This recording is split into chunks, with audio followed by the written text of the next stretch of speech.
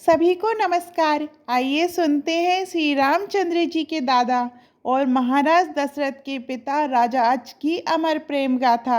ये प्रेम कथा हमें सिखाती है कि गृहस्थ जीवन में पति पत्नी का प्रेम कितना आदर्श, पवित्र और महान हो सकता है। ये कथा महाकवि कालिदास द्वारा रचित रघुवंशम महाकाव्य से ली गई है। ये बात तब की है जब अयोध्या में इक्ष्वाकु वंश के प्रतापी राजा रघु राज्य करते थे। उनके तेज, दान और धर्म के कारण ही उनके वंश को रघुवंश कहा गया। राजा रघु के पुत्र हुए राजा आज, जो अपने पिता के समान ही गुणवान, बलवान और बुद्धिमान थे। एक बार राजा रघु ने विश्वजीत यज्ञ किया, जिसमें उन्होंने अपना संपूर्ण धन दान कर दिया। यज्ञ के फलस्वरूप वे संपूर्ण धरती के सम्राट बन गए। परंतु यज्ञ के दौरान उन्होंने जो संपूर्ण धन दान कर दिया था, उसकी भरपाई जल्दी हो नहीं सकी। उसी समय एक शिष्य कोट्स अपने गुरु से 14 प्रकार की विद्याएं प्राप्त कर चुका था।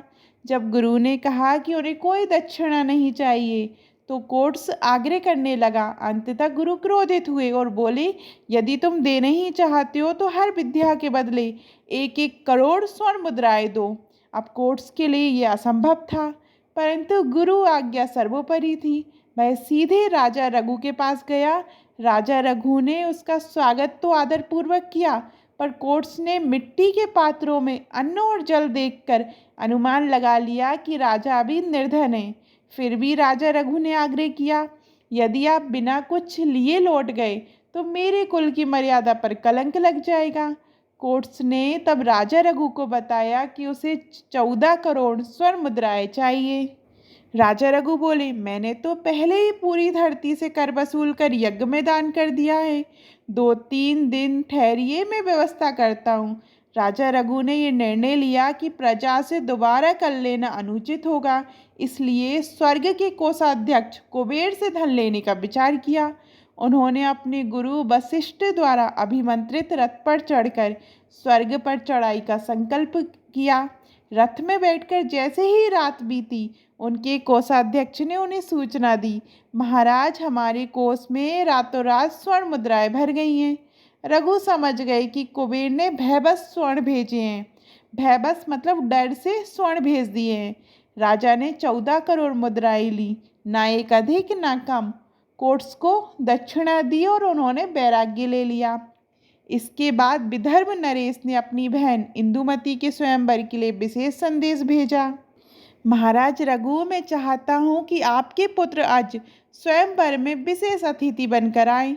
राजा आज ने इस निमंत्रण को स्वीकार किया। उन्हें पहले से ही ज्ञात था कि इंदुमती धरती की सबसे सुंदर कन्या मानी जाती है। राजा आज विदर्भ की ओर प्रस्थान कर गए। मार्ग में नर्मदा नदी के किनारे पड़ाव डाला। वहाँ एक जंगली हाथी ने उनकी सेना पर आक्रमण कर दिया। राजा आज सामने आए। उन्होंने हथियार से हाथी को मामूली चोट दी, ताकि उसे घायल किए बिना भगाया जा सके। तभी वह हाथी अंतर्ध्यान हुआ और वहाँ गंधर्व प्रियबंध प्रकट हुए। गंधर्व ने बताया, मैं श्रापित हूँ, आपके स्पर्श से मुक्त हुआ हूँ। मैं आपको एक सम्मोहन अस्त्र भेंट करता हूँ। राजा आज स्वयंवर में पहुँचे। उनका तेज और सौंदर्य सब राजाओं से अलग था।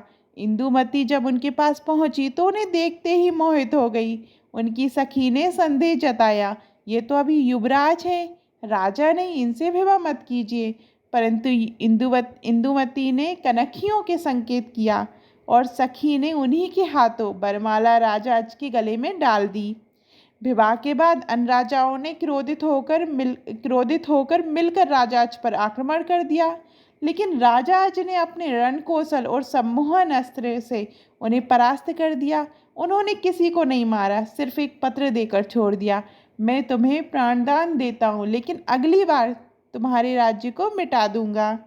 राजा रघु ने अपने पुत्र राज्य को राज सौंप दिया और स्वयं संन्यास ले लिया। इंदुमती से एक पुत्र हुआ, दशरथ, जिनके लक्षण देखकर ज्योतिषियों ने भविष्यवाणी की, ये बालक सूर्यवंश को नई ऊंचाइयों पर ले जाएगा। एक दिन राजा अज और इंदुमती बाग में थे। इंदुमती अज के चरणों में सिर रखकर सो गई। उसी समय आकाश में से देवर्षि नारद जी गुजरे।